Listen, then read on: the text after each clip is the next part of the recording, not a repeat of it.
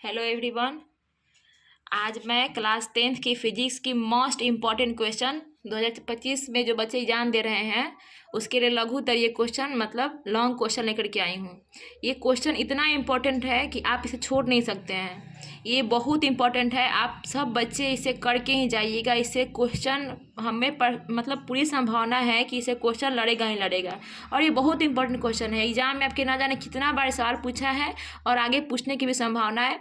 पूरी 100% संभावनाएं हैं कि ये सब क्वेश्चन आपके पूछेगा। ठीक है, चलिए हम पढ़ते हैं। पहला क्वेश्चन आपका क्या है, इंपॉर्टेंट है, VVI क्वेश्चन सब लगाइएगा। और सभी क्वेश्चन को आप इसको सिर्फ पढ़िएगा ही नहीं, देखिएगा ही नहीं, इसके अलावा आप इसे अपनी कॉपी पे नोट करके इसे हर दिन पढ़िएगा, इसका रिवीजन कीजिएगा अच्छी तरह से। हमारा काम पढ़ा दिया, आपने पढ़ लिया, ऐसा नहीं होना चाहिए। हमने पढ़ाया, आपने पढ़ा, उसके बाद आप उसका नोट्स बनाइए और उसे पढ़िए हर दिन, क्योंकि आपके लिए बहुत इंपॉर्टेंट है। ये सवाल हर समय एग्जाम में पूछा भी है, आगे भी पूछेगा। ठीक है, चलिए पहला क्वेश्चन क्या है, प्रकाश के परावर्तन के नियम को लिखे। तो प्रकाश के परावर्तन के नियम को लिखे, ये आपको क्वेश्चन आप लोग को पता होना चाहिए। प्रकाश के कितने नियम होता है, तो प्रकाश के परावर्तन के 2 नियम होते हैं। कौन कौन? पहला, आपतन कोण परावर्तन कोण के बराबर होते हैं, साइन आई आई कोण आई बराबर कोण आर। ठीक है, दूसरा होता है आपतित किरण, परावर्तित किरण तथा आपतन बिंदु पर डाला गया अभिलंब, तीनों क्या होते हैं, एक ही समतल सतह पर होते हैं। इसको बनाने के बाद बाबू ये फिगर आप जरूर बनाइएगा। ठीक है, ये फिगर तो आपको बनाने आता होगा कि कोई समतल दर्पण होती है, समतल दर्पण पे क्या होती है, कोई एक प्रकाश से किरण आपतित होती है और आपतित होने के बाद उसे टकरा करके वह परावर्तित हो जाती है। ठीक है, और इसके बीच में हम क्या खींचते हैं, अभिलंब खींचते हैं। अब अभिलंब और आपतित किरण के बीच के कोण क्या कहते हैं हम, आपतन कोण।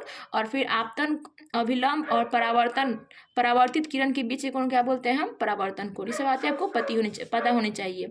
जैसे AO क्या है आपका, आपतित किरण है, और OB क्या है आपका, परावर्तित किरण है। दर्पण से टकराने के बाद ये किरण बना। ठीक है, अगला क्वेश्चन की तरफ चलते हैं।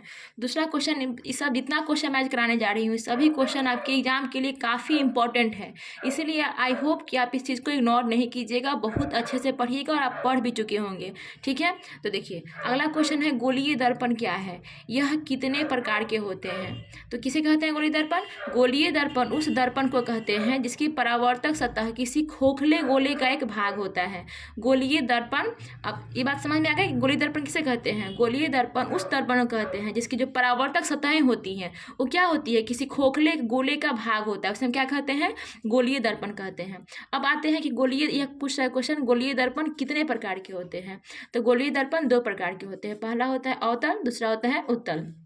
ठीक है, अवतल दर्पण बना देंगे, उसको सिंपल सा कि आपका ध्रुव क्या होता है, उसका फोकस होता है, वक्रता केंद्र दिखाएंगे, मुख्य अक्ष दिखा देंगे। ठीक है, ऐसे बनाकर दिखाएंगे तो आपको अच्छा खासा नंबर मिलेगा। और जैसे हम लिखे हैं, फिगर बना करके हम लिखे हैं, इस तरह से आप लिखिएगा तो आपका एक भी नंबर नहीं कटेगा। बहुत अच्छे से पॉइंट बना करके कोशिश कीजिए कि हम एग्जाम में पॉइंट बना कर क्वेश्चन को लिखें और अच्छी तरह से लिखें। चलिए आगे क्वेश्चन की तरफ बढ़ते हैं। आपका अगला क्वेश्चन क्या है, गोलीय दर्पण की वक्रता त्रिज्या और फोकस दूरी में संबंध बताएं। तो गोलीय दर्पण की फोकस दूरी f और उसकी वक्रता त्रिज्या r की क्या होती है, आधी होती है। इस फॉर्मूला से पता चल रहा है f बराबर क्या होता है, r/2। ये भी बहुत इंपॉर्टेंट क्वेश्चन है, मतलब क्या हम जितना क्वेश्चन कराने वाले हैं बाबू आप सबके लिए बहुत इंपॉर्टेंट है। आप इसे इग्नोर करोगे बाबू तो कुछ फायदा है नहीं, इसे इग्नोर मत कीजिएगा और क्वेश्चन को अच्छे से सब पढ़िएगा। पढ़ने के बाद रिविजन भी हर दिन कीजिएगा। ठीक है, ये आपका फिजिक्स में, इससे बाहर तो क्वेश्चन मुझे नहीं लगता कि इससे बाहर कोई भी क्वेश्चन आने की संभावनाएं हैं। ठीक है, चलिए आगे बढ़ते हैं। अगला क्वेश्चन है, प्रकाश का अपवर्तन किसे कहते हैं। प्रकाश की किरणों के एक पारदर्शी माध्यम से दूसरे पारदर्शी माध्यम में जाने पर दिशा परावर्तन अर्थात मुड़ने की क्रिया को क्या कहते हैं, प्रकाश का अपवर्तन कहते हैं। इसका मतलब सिंपल से बात समझेंगे कि प्रकाश जब एक माध्यम से दूसरी माध्यम में प्रवेश करती है तो या तो वह अपने अभिलंब की ओर झुक जाती है या फिर अभिलंब से दूर भाग जाती है। तो हमने यहाँ पे 2 माध्यम लिया है। पहला लिया है वायु। वायु आपका क्या होता है, आपका विरल माध्यम होता है, विरल होता है। और पानी क्या होता है, सघन होता है, आप सब पढ़े होंगे। ठीक है, तो वायु जब आपका, वायु से जब प्रकाश की किरणें आपतित होती है तो क्या होती है, परावर्तन के बाद क्या हो जाएगी, अभिलंब से दूर भागेगी कि अभिलंब के पास आ जाएगी, तो नहीं। जब भी कोई प्रकाश की किरण विरल माध्यम से सघन माध्यम में आती है तो अभिलंब से क्या हो जाती है, अभिलंब के करीब आ जाती है, ना कि अभिलंब से दूर भागती है। ठीक है, तो ये आपका होता है प्रकाश के अपवर्तन किसे कहते हैं। ऐसे आप बनाइएगा, आपको अच्छा खासा नंबर मिलेगा, बिल्कुल एक भी नंबर इस से कटेगा नहीं। आगे बढ़ते हैं। प्रकाश के अपवर्तन की के नियम को लिखिए। ये भी क्वेश्चन आपके एग्जाम में छप सकता है, ठीक है। तो प्रकाश के अपवर्तन के कितने नियम होते हैं? 2 नियम होते हैं, सबको पता है। पहला नियम क्या है? आपतित किरण, अपवर्तित किरण तथा अभिलंब तीनों एक ही समतल पर होते हैं, ठीक है। दूसरा क्या होता है आपका? दूसरा होता है कि इन्हीं 2 माध्यमों जल और प्रकाश के किसी विशेष वर्ण के लिए आपतन कोण की जाए साइन आई और अपवर्तन कोण की जाए साइन आर का अनुपात नियतांक होता है। इसे क्या कहते हैं बाबू? स्नेल के नियम भी कहते हैं। स्नेल का नियम भी किसे कहते हैं? साइन आई बटा साइन आर क्या कहते हैं हम? स्नेल का नियम भी कहते हैं। इसी प्रकार एग्जाम में इससे भी क्वेश्चन पूछ सकता है कि स्नेल का नियम लिखें।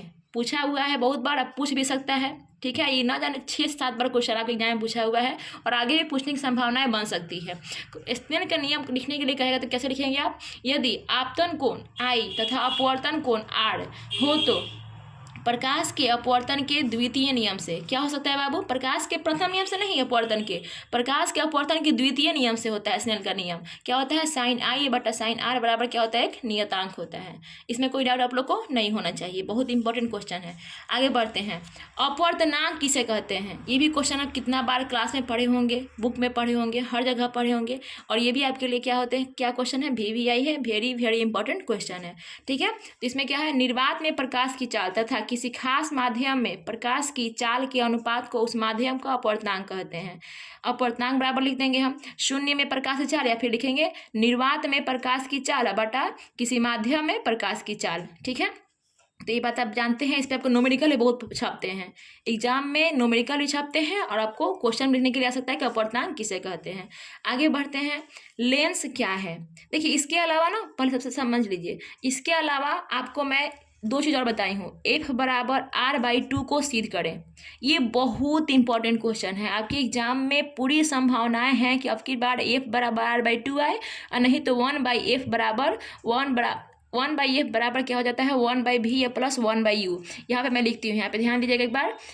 F बराबर R/2 मैंने इसी चैनल पे सिद्ध कराया है, काफ़ी सिंपल लैंग्वेज में बताया है मैंने।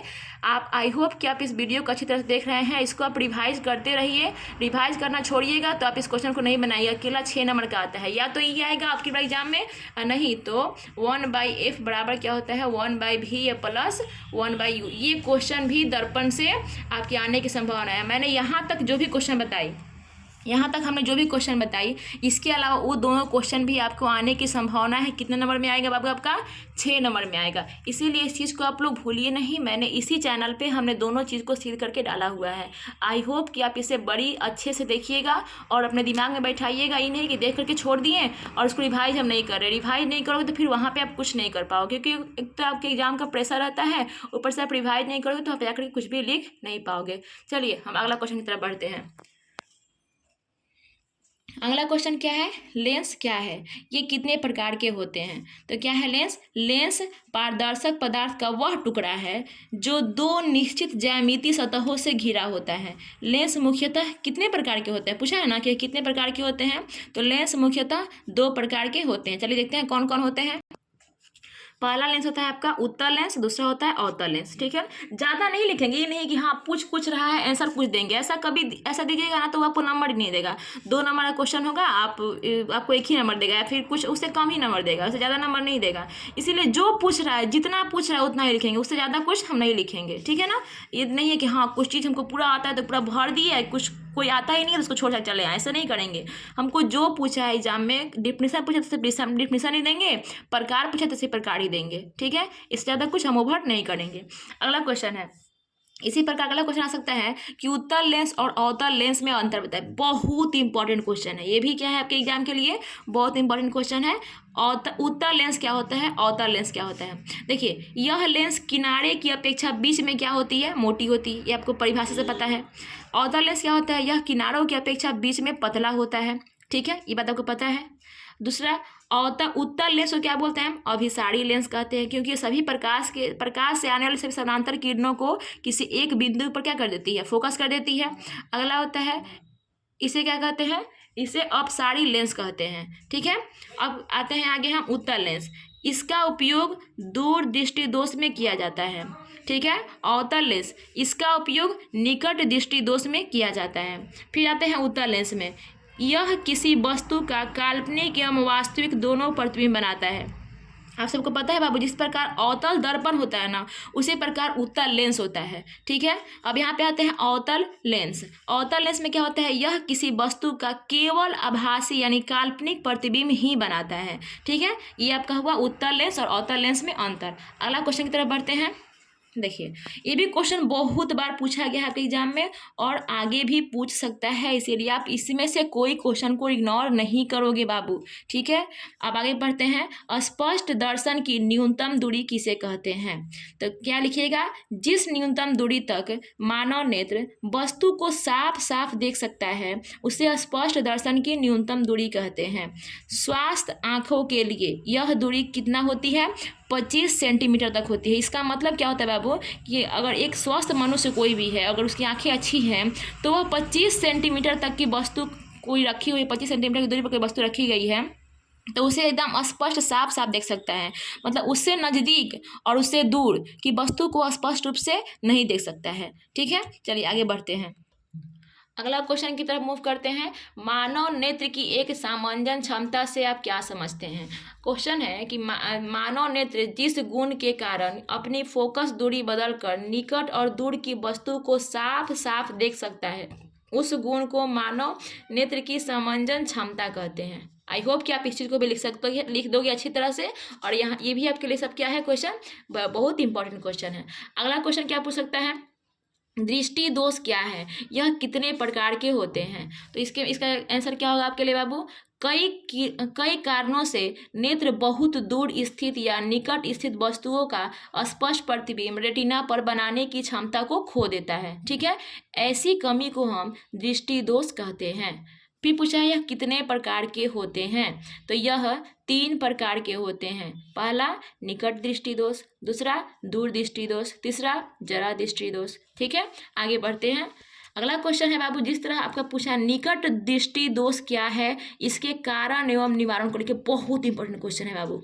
ये दृष्टि दोष से ना बहुत इंपॉर्टेंट सब क्वेश्चन है। क्या है, जो नेत्र दूर की वस्तुओं को साफ साफ नहीं देख सकता है उसे निकट दृष्टि दोष निकट दृष्टि दोष होता है। इसके निम्नलिखित कारण है।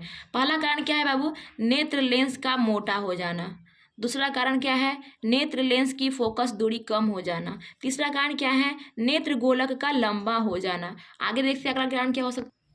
अगला कारण है नेत्र लेंस और रेटिना के बीच की दूरी बढ़ जाना। ठीक है, अब इसके निवारण भी पूछा है कि इसका निवारण क्या है, मतलब उसका उपाय क्या है। तो इसके निवारण के लिए क्या कर सकते हैं, इसके निवारण के लिए अवतल लेंस वाला चश्मा लगाया जाता है। यानी निकट दृष्टि दोष में कैसा लेंस लगा सकते हैं, किस लेंस का चश्मा लगाएंगे हम, अवतल लेंस की चश्मा का उपयोग हम करेंगे। आगे आते हैं, जब निकट दृष्टि दोष पूछ सकता है बाबू तो आपसे दूर दृष्टि दोष भी पूछ सकता है, उसका कारण भी पूछेगा और निवारण भी पूछेगा।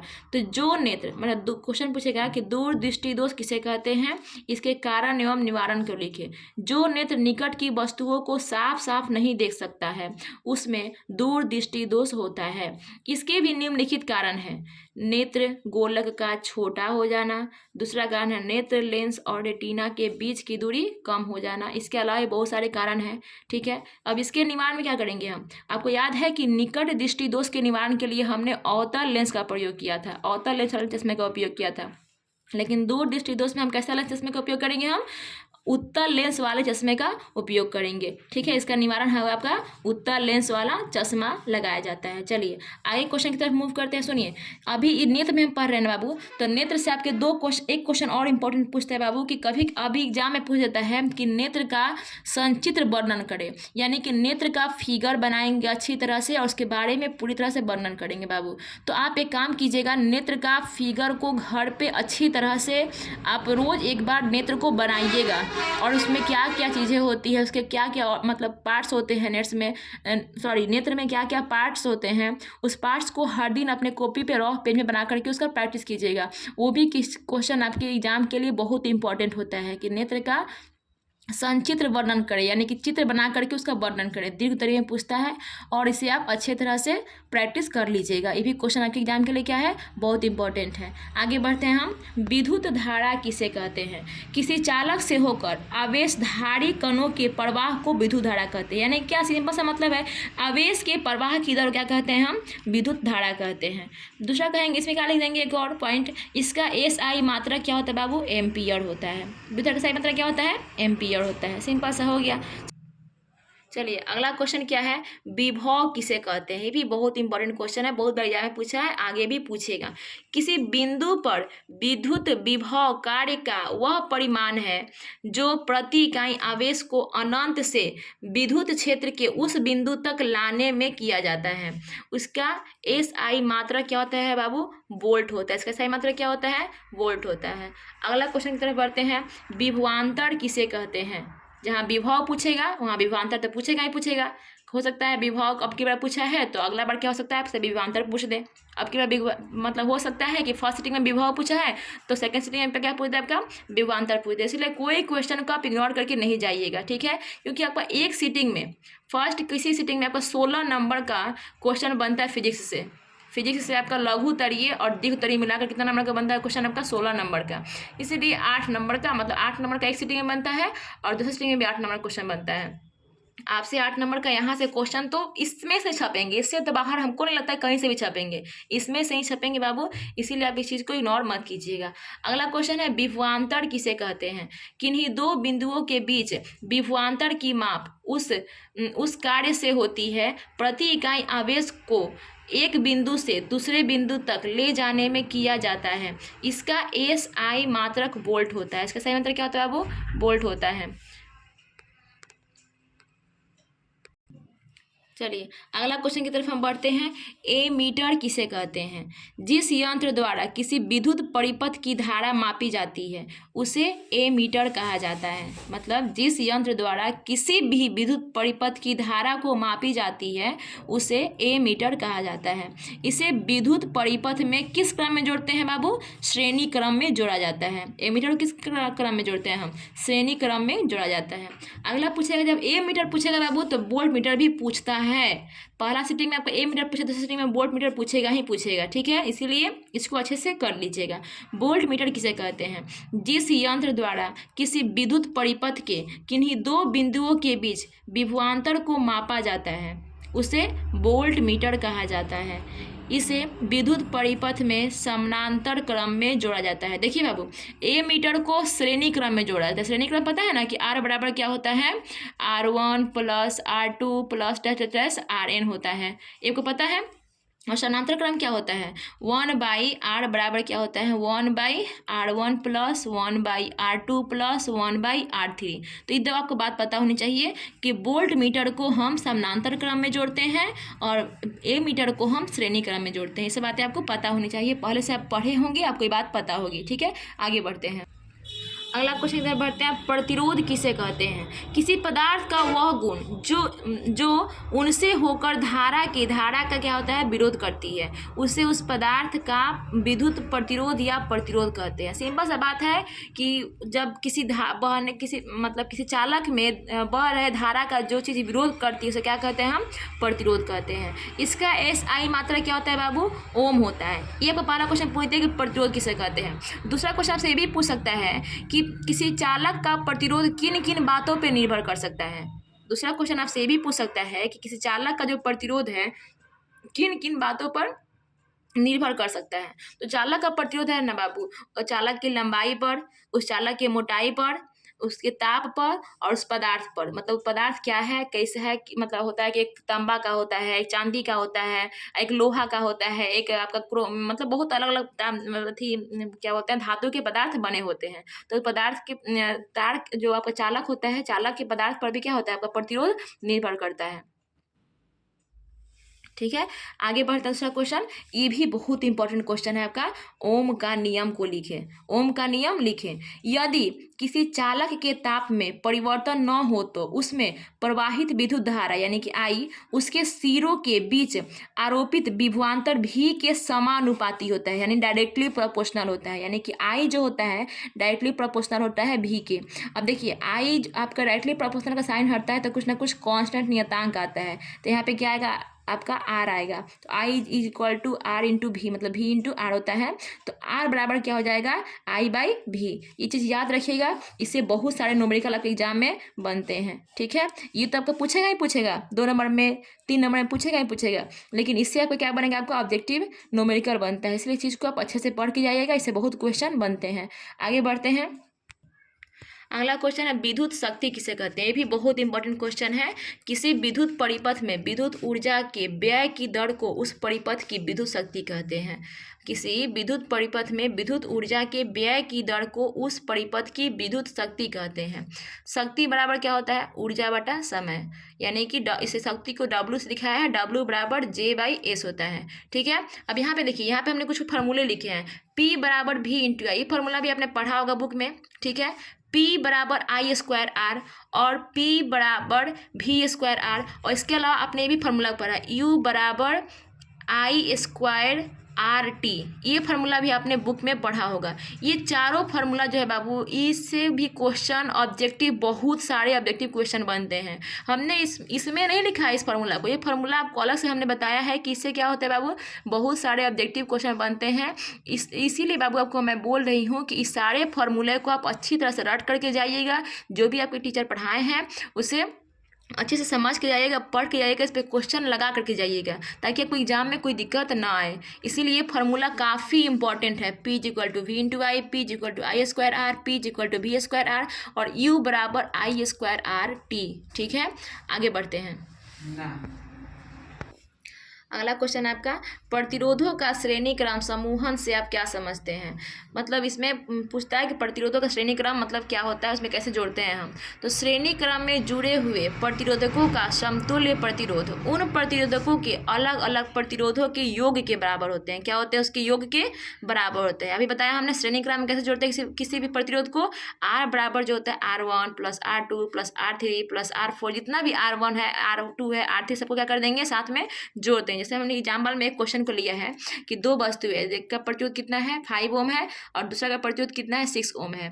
इसको हम श्रेणी क्रम में जोड़ेंगे तो कैसे जोड़ेंगे, R बराबर क्या जोड़ेंगे R1 प्लस R2, तो कितना हो जाएगा 5 ओम और प्लस 6 ओम बराबर 11 ओम। ठीक है, अब इसी चीज़ को हम पार्श्व क्रम में या फिर समानांतर क्रम में जोड़ेंगे तो क्या होगा 1/R बराबर क्या हो जाएगा 1/R1 प्लस 1/R2, यानी कि 1/5 ओम प्लस 1/6 ओम। इसका एलसीएम लेंगे तो कितना आएगा आपका 11/30, यानी कि R देखिए यहाँ पे R आपका उल्टा है यानी पार्श्व है। इसको हमको R का वैल्यू निकालना है बाबू, R का वैल्यू फाइंड आउट करना है। तो 1/R बराबर 11/30 आया है, तो सिर्फ R बराबर कितना आ जाएगा बाबू, पलट जाएगा ये 30/11 ओम आंसर आपका आएगा। समझ गए, तो ये नहीं कि 1/R पर निकाल कर इसका आंसर हो गया, मेरा समांतर क्रम का आंसर हो गया। हमको R का वैल्यू निकालना होता है, तो R बराबर कितना होता है बाबू 30/11 ओम आपका आंसर होगा। पार्श्व में आपका ये होगा और श्रेणी में क्या होगा आपका 11 ओम होगा। ठीक है, आई होप इस चीज़ को आप अच्छी तरह से समझ गए होंगे। तो ये सिर्फ आपके, ये तो आपका ऑब्जेक्टिव इस ऑब्जेक्टिव क्वेश्चन तो पूछेगा ही पूछेगा, इसके साथ साथ ऑब्जेक्टिव क्वेश्चन भी इस पे बहुत सारे क्वेश्चन बनते हैं।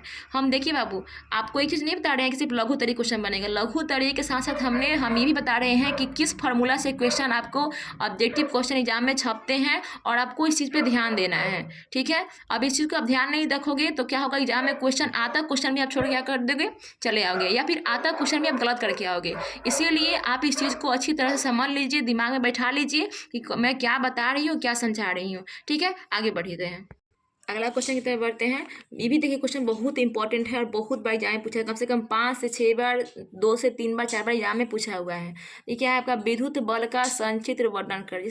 जिस प्रकार मैंने आपको बताया है कि आँख का संचित्र वर्णन कर, यानी कि आँख का फिगर भी बनाना है और उसके बारे में भी लिखना है सब कुछ। इसी प्रकार विद्युत बल के बारे में पूछता है। तो देखिए विद्युत बल को मैं बना दूंगी, अब बनाने के बाद क्या करूँगी, इसमें लिखूंगी, क्या लिखूंगी, विद्युत बल्ब कांच का बना होता है। ये आपका क्या है, आपका कांच है, कांच। इसमें धातु की एक टोपी लगी होती है। क्या है आपका बाबू, धातु की टोपी। इसको क्या हम बोलेंगे, धातु की टोपी।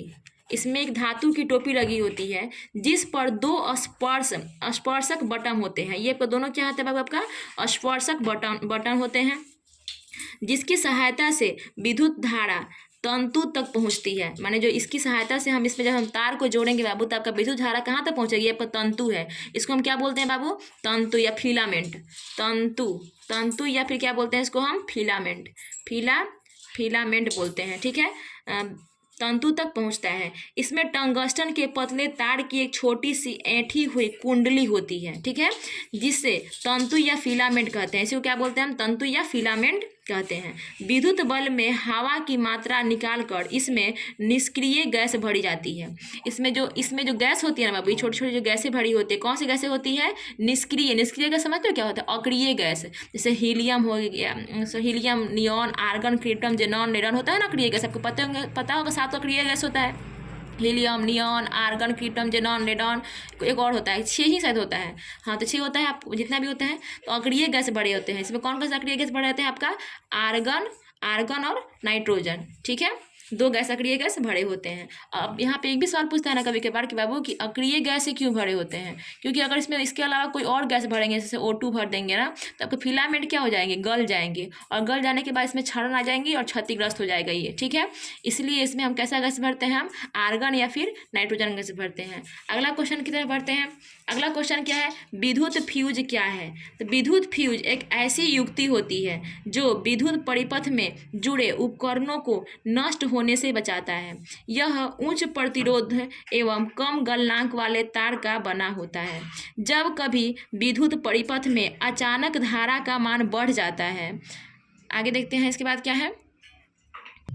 तो हमने क्या बताया बाबू अभी कि जब कभी विद्युत परिपथ में अचानक धारा का मान बढ़ जाता है तो यह फ्यूज गल जाता है, जिसके कारण से विद्युत धारा का संपर्क अन्य उपकरणों से कट जाता है और यह क्षतिग्रस्त होने से बच जाते हैं, ठीक है। अगला क्वेश्चन क्या है आपका? ये भी बहुत इंपॉर्टेंट क्वेश्चन है। मैक्सवेल के दक्षिण हस्त नियम को लिखिए। ये भी क्वेश्चन पूछता है, तो क्या लिखेंगे आप? यदि हम दाहिने हाथ की मुट्ठी में किसी धारावाही तार को इस प्रकार, दाहिना हाथ है, इसके मुट्ठी को ऐसे हम पकड़ेंगे, हम ऊपर से उठाइए इसको।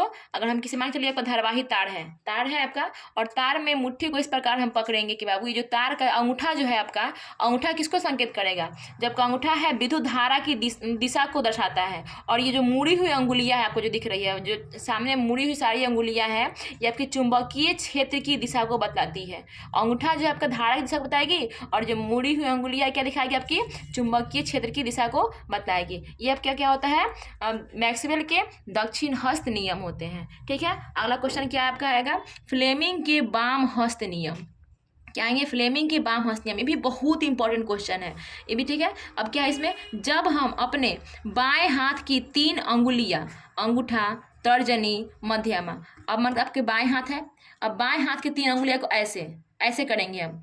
पहला अंगूठा, ये आपका क्या है? तर्जनी, और ये क्या है आपका? मध्यमा। ये तीनों अंगुली को इस प्रकार रखेंगे हम कि तीनों दूसरे क्या होते हैं? एक दूसरे के परस्पर लंबवत होंगे। इसके लंबवत ये होंगे, इसके लंबवत ये होंगे, मतलब तीनों एक दूसरे क्या होते हैं? परस्पर लंबवत फैलाएंगे। तो आपका जो तर्जनी है बाबू, ये तर्जनी ये चुंबकीय क्षेत्र की दिशा को दिखलाएगी, और जो अंगूठा है आपका, ये क्या दिखाएगा? आपका बल की दिशा को दिखाएगा, और जो ये आपका मध्यमा है, ये विद्युत धारा की दिशा को दिखाएगा। कैसे लिखेंगे आप? जब हम अपने बाएं हाथ की 3 अंगुलियां, अंगूठा, तर्जनी, मध्यमा को परस्पर एक दूसरे के लंबवत फैलाए, एक दूसरे के लंबवत माने इसके लंबवत ये, इसके लंबवत ये फैलाए, तो तर्जनी जो आपका है बाबू, वो चुंबकीय क्षेत्र की दिशा, मध्यमा जो है बाबू, ये मध्यमा आपका जो है वो विद्युत धारा की दिशा, और अंगूठा जो है आपका बल की दिशा क्या करेगा? आपका दर दिखाएगा, ठीक है। तो इस प्रकार हम इस क्वेश्चन को लिखेंगे अच्छे से सजा करके, और ऐसा एक फिगर भी बना देंगे, ठीक है। आपका ये हो गया आपका फ्लेमिंग के वाम हस्त नियम। अगला क्वेश्चन की तरफ बढ़ते हैं। चलिए इसमें एक और क्वेश्चन बन सकता है बाबू कि फ्लेमिंग का बाम हस्त नियम तो पूछता ही है, उसी तरह फ्लेमिंग का दाएं हस्त भी नियम पूछता है। इस प्रकार फ्लेमिंग के दाएं हस्त नियम क्या पूछता है, इस प्रकार से ही पूछता है। इसमें सिर्फ डिफरेंट क्या होता है, जो आपका अंगूठा होता है ना आपका, यह गति की दिशा को दिखाता है, बाकी सब वही होता है। जो आपका तर्जनी होता है, जो तर्जनी होता है ये क्या दिखाता है, आपका चुंबकीय क्षेत्र की दिशा को दिखाता है। ये आपका जो होता है विद्युत धारा की दिशा को दिखाता है। और ये जो आपका होता है ना सिर्फ उसकी गति की दिशा को बताता है। उसमें था आपका बायां में क्या था, बायां में था आपका बल की दिशा को दिखाता था, लेकिन इसमें क्या है आपका दायां में दक्षिण आपका ये दिखाएगा, वो गति की दिशा को दिखाएगा। ठीक है, तो फ्लेमिंग के बाएं हाथ के नियम वाला और दक्षिण हस्त वाला नियम आप अच्छी तरह समझ गए होंगे। बाएं हाथ वाला में अंगूठा जो होता है वो बल की दिशा को दिखाएगा, और दाएं हाथ वाला में जो अंगूठा होगा आपका गति की दिशा को दिखाएगा। ठीक है, दोनों आप अंतर अच्छी तरह से समझ गए होंगे। ठीक है, आगे बढ़ते हैं। अगला क्वेश्चन आपके पूछता है अति भारण क्या है। तो इसमें क्या लिखेंगे, कभी कभी विद्युत फ्यूज में लगे उपकरण तार की क्षमता से अधिक धारा खींचने लगता है, इसे हम क्या बोलते हैं, अति भारण कहते हैं। ये बहुत इंपॉर्टेंट क्वेश्चन है, बहुत बार पूछा एग्जाम में, आगे भी पूछेगा। अगला क्वेश्चन पूछता है कभी कभार कि लघु पतन क्या है। कई कारणों से कभी कभी विद्युत नम्य तार यानी लाल तार और उदासीन यानी काला तार आपस में सट जाते हैं, जिसके कारण परिपथ का प्रतिरोध शून्य हो जाता है और धारा बहुत तेज बहने लगती है। इसे ही हम क्या कहते हैं, लघु पतन। ध्यान दीजिएगा बाबू, आप इसमें से किसी क्वेश्चन को स्किप नहीं कीजिएगा, आप सारी क्वेश्चन को अच्छे से पढ़िएगा। पढ़ने के बाद आप सिर्फ पढ़ के छोड़ दीजिएगा। आपका क्या है कि हाँ मिस ने पढ़ा दिया, हमने पढ़ा उसको छोड़ दिया, पढ़ के छोड़ दीजिएगा तो कुछ नहीं सीखिएगा बाबू। आप इसको पढ़िएगा, पढ़ने के बाद हर दिन रिवीजन भी कीजिएगा, ताकि आपके दिमाग पे सारे क्वेश्चन रहे और एग्जाम में जितना क्वेश्चन आए आप सबका सवाल अच्छे से और सबका जवाब दे सके। मुझे विश्वास है बाबू कि आपको वीडियो बहुत अच्छी लगी होगी। ठीक है, थैंक यू।